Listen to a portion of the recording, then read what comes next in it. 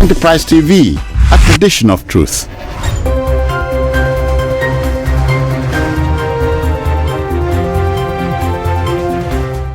Hello folks, welcome to Crosstalk. Crosstalk is what it is: two opposing camps nimble at a particular argument, talk point. And today, should President Bola Tinubu resign his office? Should he throw in the towel? You know, a country's president may decide to resign his office if he so wishes or desires, for whatever reason. No constitution can compel him to. But then country leaders hardly ever do this voluntarily. Recall that on February 7, 2023, Jacinda Ardern resigned as the New Zealand Prime Minister. She claimed that she was quitting her job because, quote, "I have nothing left in the tank," end quote. I note here that at almost 90 years of age, Paul Biya is the president of Cameroon. He's been president since November 6, 1982. In our country, Nigeria, where the country's fortunes have continued to nosedive, there are calls for President Bola Tinubu to quit. The camp of former Vice President Atiku Abubakar kick-started the odd call when Tinubu's academic records were in contention. Labour Party vice presidential candidate in the 2023 polls did same in November of 2023. Today, the country feels like it's on autopilot, and there are calls for Tinubu to resign. Should he throw in the towel? Let's go for broke, as they say. My two combatants are Barrister Evans Ofemi. He's also a public affairs analyst. Barrister Ofeli, I greet you. Welcome. Thank you. We also have a town planner, biographer, and public affairs analyst Tochukwu Ezukama. Tochukwu, I greet you too. Thank you so very much, Jones. Gentlemen, welcome to Crosstalk. So, should President Tinubu resign his office? I'm dropping it on the table. I think No, he shouldn't resign his office. Nigerians should be responsible for their actions. We just elected President Tinubu 8 months ago. We've not allowed him enough time to prove himself as a president, and we are calling for his resignation. So what were we doing when we elected him? We didn't expect him to be in office and do the job of a president. 8 months is a reasonable time. We were not in a responsible position to see tomorrow yesterday. It's still our choice. We made a choice, and that we have to live with for the next 4 years. Nobody has prophetic powers. But we can look at these presidential candidates and, based on their antecedents, expect determine or kind of conjecture the kind of president he will be or they will be. And we were in a position to do all this. So if we have made a mistake, we have to live with this mistake. Nothing educates more than a mistake. We reserve the right to be wrong, we reserve the right to make mistakes and learn from them politically. I think when it's a politician, and if a politician stops politicking, he will become redundant. So I think it's just politicking by talking about Tinubu resigning. The president should not resign. Sometimes these politicians are hyperbolic. So it may not be taken literally that he wants the president to resign. But even if he means it literally that the president should resign, I say no, Mr. President, Mr. Tinubu, do not resign. You are yet to prove your mettle. Hang in there. Let's watch you for the next 4 years. Vice Evans, the president is hardly 8 months in office. And from a section of the country, you are asking him to throw in the towel. Yes, of course, there are constitutional provisions to the effect that the president can cease to be by several reasons, one of which is incapacitation, one of which is resignation, and the other is through impeachment. In this case, he's being called to do the voluntary angle to those provisions, and that is to resign as the President of the Republic of Nigeria. And in my own estimation, 8 months of consistent macabardance, shameful and regretful outplay that we have seen so far as the President of the country, I think the President, the former Vice President, Atiku, is not saying the unusual. We have seen how subsidy was removed thoughtlessly, and the attendant consequences have been that our lives or our access. Not to say that the subsidy regime was something we were happy about. Yes, we were not happy about it, but there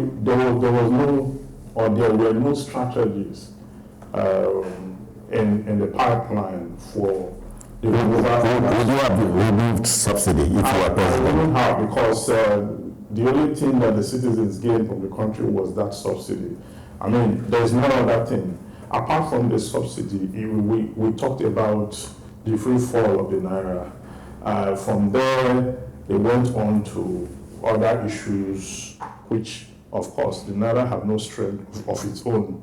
It's been backed up by artificial interventions from the CBN to keep it on high scale.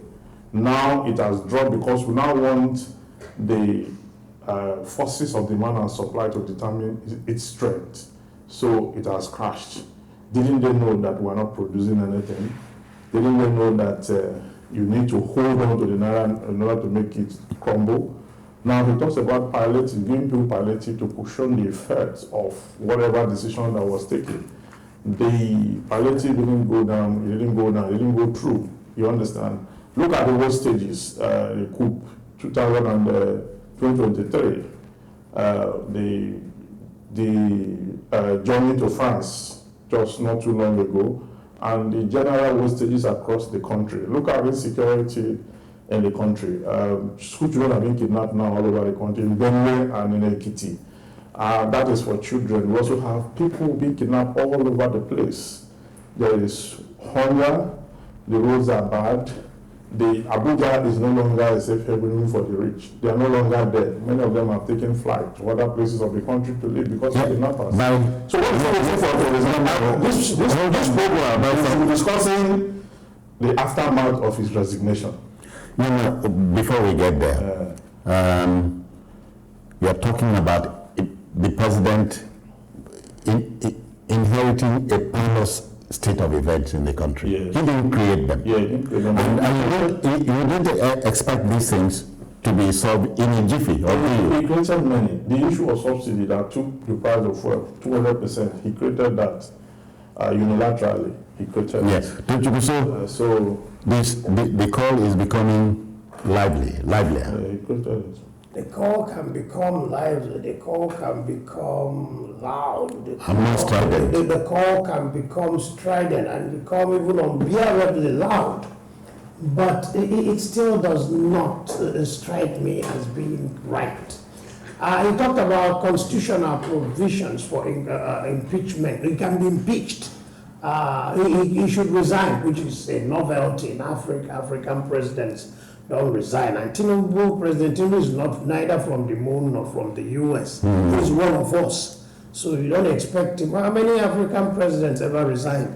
The woman in the prime minister in New Zealand resigned, but she's not an African. That's where people have higher moral and ethical standards, where people supplicate. So to you, it's an African thing. We should excuse that because it's African. Are we not all Africans? No. We have our own standards. Yes. So when we go comparing ourselves with the US, we are missing the point. Countries evolve, and every country has peculiarities. Don't you know, we're saying that President Paul Biya of Cameroon is going to be 90 this month, Yes. later this month. He wants to stay, and the people have allowed him to stay. The peculiarities in Cameroon have allowed him. He couldn't have lasted that long in Nigeria because of the Nigerian peculiarities. But those same Nigerian peculiarities is allowing Mr. President to remain there for the first Next 4 years, we've elected him. So the Constitution has no effect here. He's not incapacitated. He has committed no impeachable offense. You can accuse him of incompetence. And in the last, since 1999, what Nigerian president was not grossly incompetent? So it's the way things are, it's the Nigerian factor. So we could have impeached President, all of them, Obasanjo, Goodluck Jonathan, Buhari, for incompetence. So let him hang in there. There's not a number of things we feel that jolted the country out of the... Don't you, for instance, have removed or stopped subsidy? The removal of subsidy was very necessary, but the necessary groundwork was not done. So we could have put the horse before, let's say, put the cart before the horse. It may have been an economic blunder on the long run, on the short run. But the subsidy had to go. Naturally. Okay. But my problem is that they remove it halfway, they introduce it halfway, because in the final analysis, there's no fuel subsidy in Nigeria. It's all one big riddle wrapped in an enigma. Goodluck Jonathan once said it, it's all one big scam. President Buhari said it, it's a scam. It's a scam that continues to be there because the powers that be, the cabal, wants it to be there. But it's what we have been facing. As president, he may not have done a spectacularly good job, but then it's too early to really assess the long-term effects of some of these things we think are just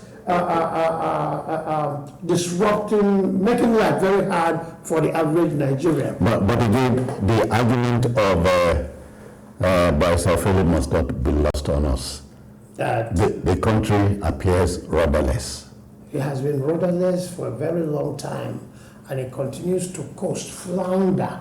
Nigeria is a somnolent giant that is in need of our whipping, a floundering ship that is in need, groping for direction. But it remains like that. It has been like that. But so Nigeria is a metaphor for the African condition. Well, it's an African we have made it so. We have made it so by our collective docility. Africa or Nigerians? Nigeria. Okay. Nigerians have made it so. We need not clinch to the African narrative, as it were. We are not going the way of Cameroonians. We are never going the way of Ghanaians. We are never going the way of any of these countries. Okay, so we have our own peculiarities, as he said. But what I'm saying is that 8 months is enough to give you enough window to lay the groundwork for a possible change. And I'm saying 8 months down the line, this man, the president, have not laid down any groundwork anywhere. He's just all over the place, and he's not different from the one before him, who had no plan, who was clueless on what to do and how to put the country on track.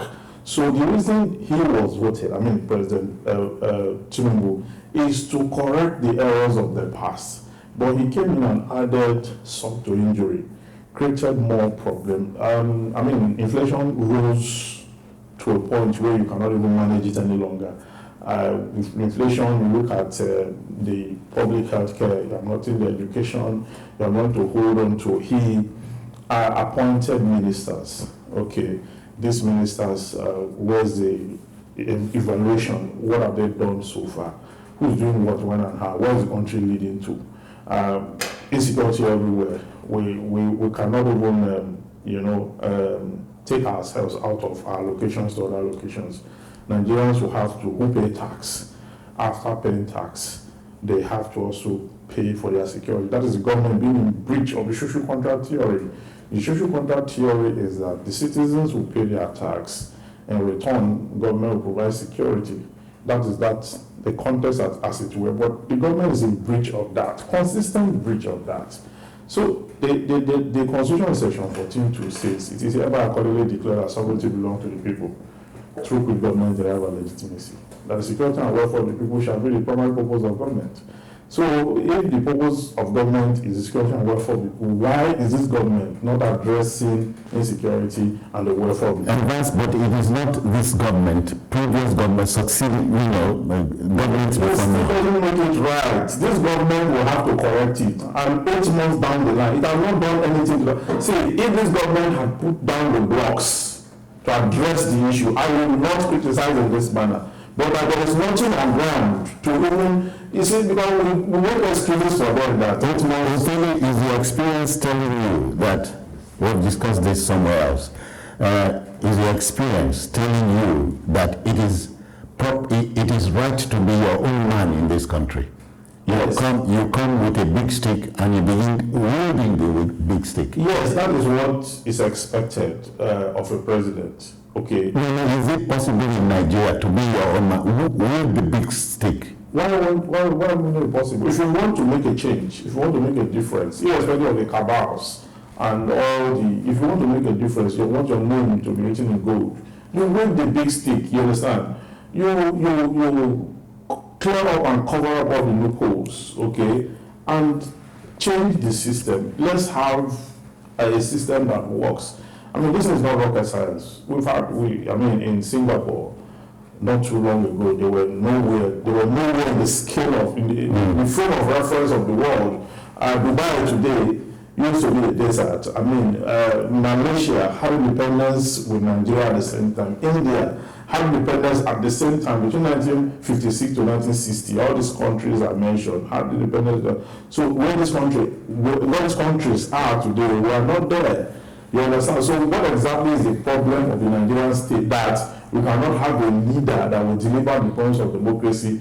Then every year, every 4 years, you organize elections in the country. One will come, the other will go, and the successive governments in this country have not been able to give us a country. So should we keep making excuses for them until they keep on? Or we should say, if you are not performed, in fact, we should amend the constitution to say that if you are elected as a president of the country and in 10 months you are not able to lay the block for the change of this country, you should resign. That is what you're listening. Yes. His argument is laughable. You should resign. I wasn't laughing at his argument. Okay. But the president should wield the big stick. Yeah, if he in this country, is it possible? If he can, he should. But some presidents cannot wield the big stick. Because as the president told us when he was coming in, it is a local. It is my turn. So there was a prior agreement that I will be in there. And that is not democratic. No. It's democratic. Godfathers across the world. I don't think there's there's godfatherism in politics everywhere in the world. Godfatherism. Godfathers are not substitutes for democracy. Godfathers are inherent parts of democracy. So when he talked about a local, it means there was a prior arrangement among the powers that be. I can only speculate. Okay. Among the powers that be. And in getting to office, you have to keep servicing that relationship, and that agreement is inescapable. And that's what we are called. You can't upstage the apple cart. You can, as they did in Anambra, is possible, but Mr. President is yet to do that. And until he does that, of course, he will be constrained by the cabals or the group that put him there. But even with that, you talk about laying of blocks. To build a highway, people's homes get demolished. So to demand that his house is demolished in preparation to building a highway, will be screaming, this government is wicked. This government is insensitive. Yeah. Look at what they have done to me. People will be shouting, hey, this is wrong, but it's in preparation for something good, for the society. Your opponent is saying that 8 months are enough to lay the blocks. Yes. Who says that laying the block might be shock therapy? Laying blocks might cause chaos, it might bring economic hardship. But on the long run, I'm giving an example. And the block is not laid.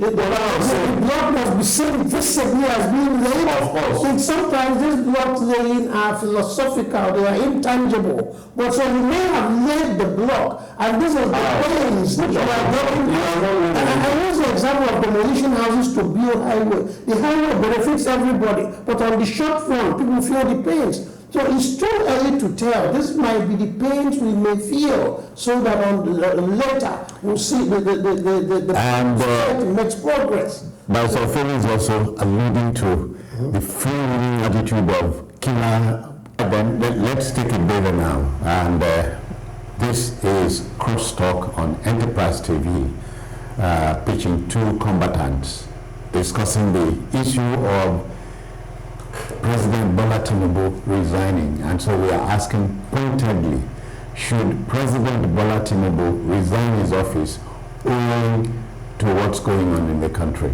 I have Tochukwu Ezukama facing Barrister Evans Oferi. We're going to this break, please. Come with us, we'll be back shortly. Enterprise TV, your one-stop shop for news, programs, human angle stories, the economy, sports, and much more. We go the extra mile to bring incredible details to you. So hop on the train now. Enterprise TV, a tradition of truth. Okay, then, welcome back, folks. Let's still with the discussion home. Should President Bola Tinubu resign his office? We can go back there. Tochukwu, Barrister Evans Ofeli is saying that 8 months are enough for the man on the street to see that there are signs of progress. But he's saying we are frittering away the 8 months. Yes, 8 months can be long enough in some respect, but may not be long enough in some context. The thing is that he was elected for a 4-year term, and I think it will be reasonable, and for the sake of national unity, to allow him finish his 4 years. Then we'll be in a position to assess him completely. Some administrations come and hit the ground, and within a month or 100 days, things have been turned around. Some other administrations take a longer approach. It might take 2, 3, 4 years before. Owing to the damage. Owing to the damage done to the country. Exactly, because there's been a continuum of insecurity, a continuum of economic decline, a continuum of corruption, a continuum of disorder, anarchy that reigns supreme in the country. Yes, so let's give him that time. By 2 years, 3 years, we might start seeing positive signs and indications that he means well for the country. Oferi Tochukwu is telling me and you that Nigerians are proving to become very impatient, and we should allow Mr. President to walk the talk. No, I don't think Nigerians are impatient. Nigerians are very patient. We have been patient all this while. Okay, the 8 years of worry. No, you can't say Nigerians were not patient enough for 8 years. I wonder. But a lot of damage was done. A lot of damage was done to the country in 8 years. That's what he's telling me. A lot of damage was done in the country in 8 years. But we are saying that. And at least you cannot fix the damage in 8 months. I'm not saying the president should fix the damage or the damages in 8 months.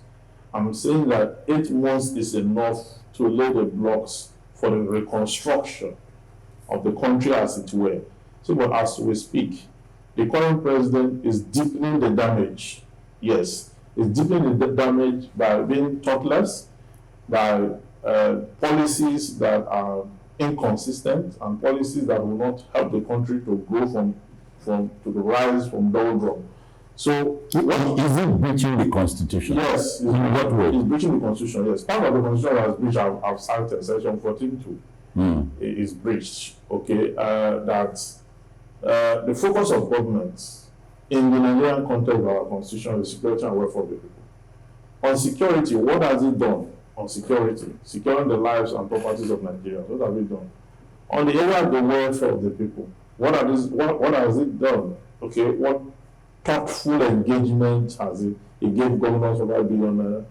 What thoughtful engagement has it? And the truth is that we are talking about the president today, not like the governors should be extricated from the decay or the being factors that have led to the consistent decline in our welfare. But that we are talking about the president today. The president is the one that should set the agenda. And I'm saying that in the 8 months running, there are no signs that we are about to, put up, machineries for addressing the problems at hand. For once, I want to sound like a cynic, not saying what you are saying, the merit of it. But I'm saying since 1999 through to now, close to 23, 24 years, we have been as rudderless as we are.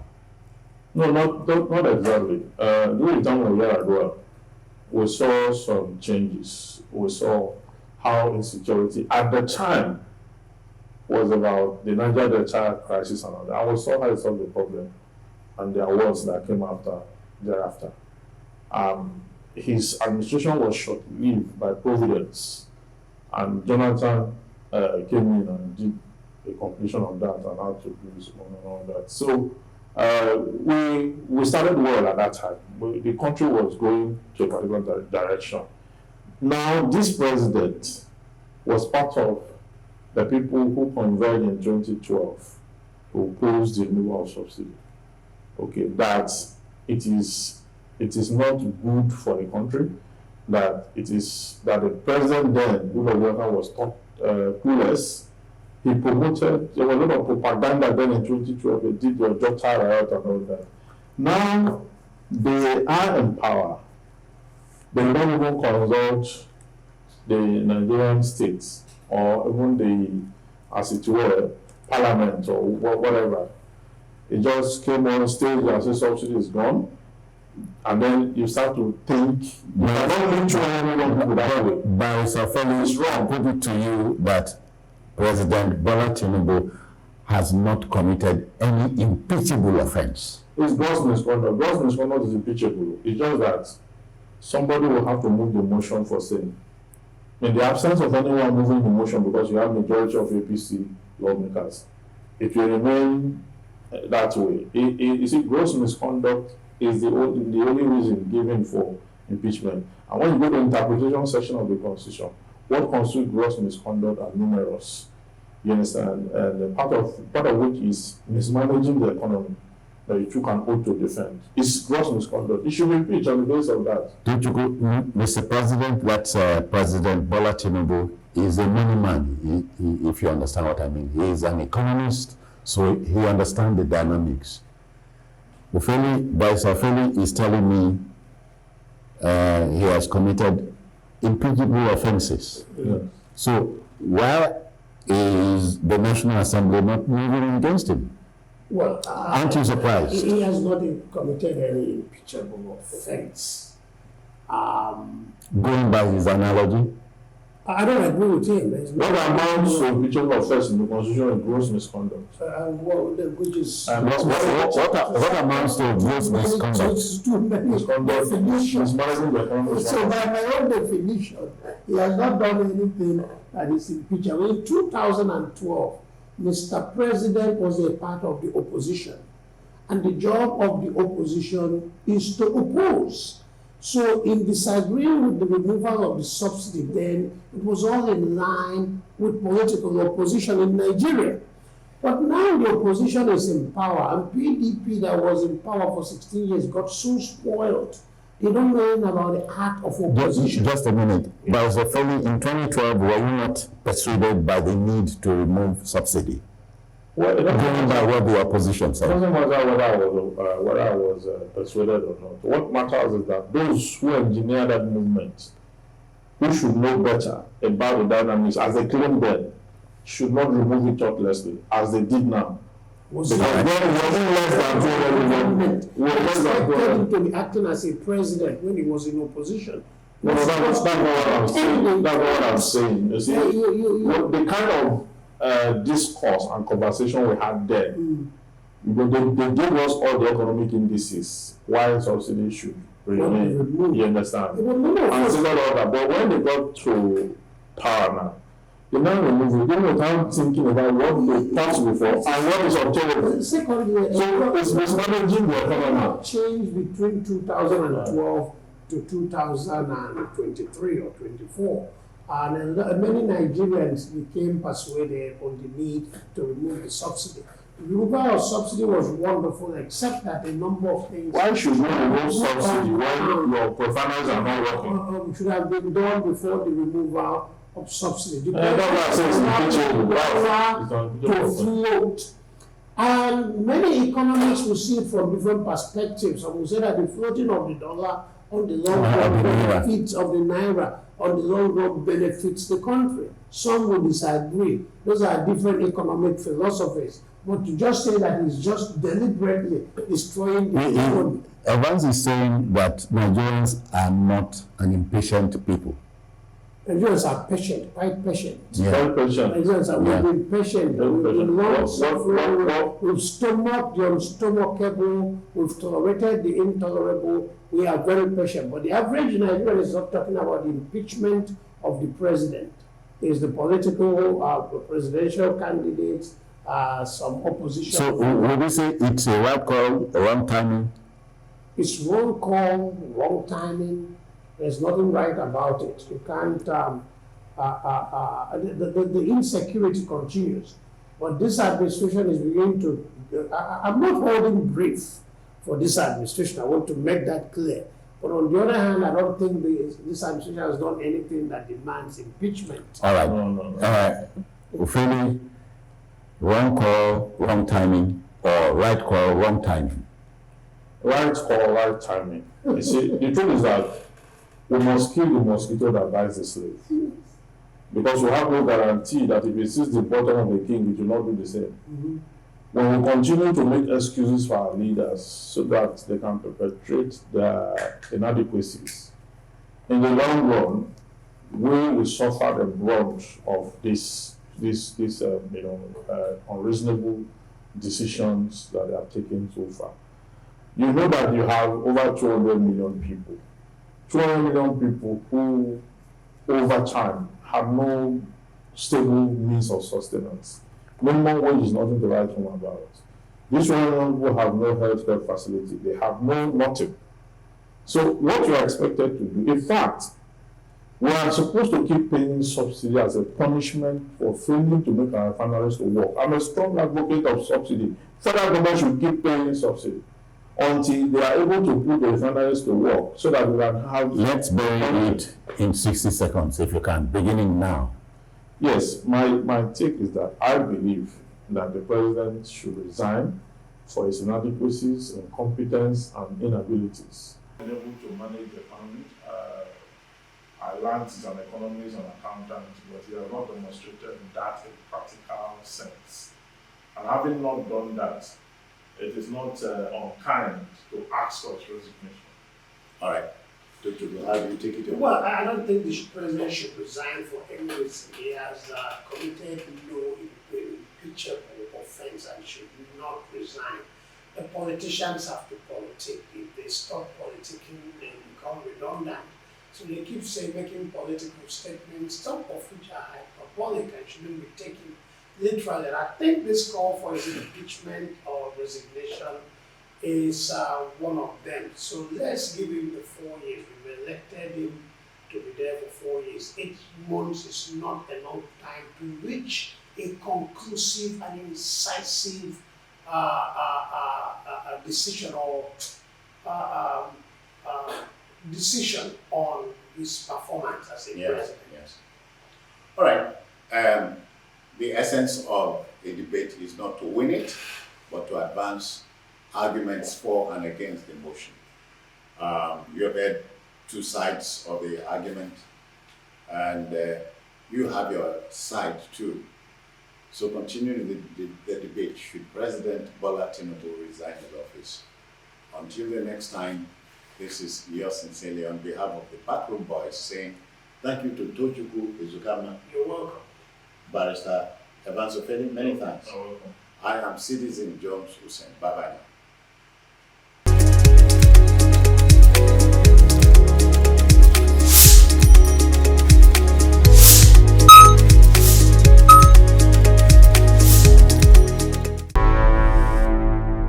Enterprise TV, a tradition of truth.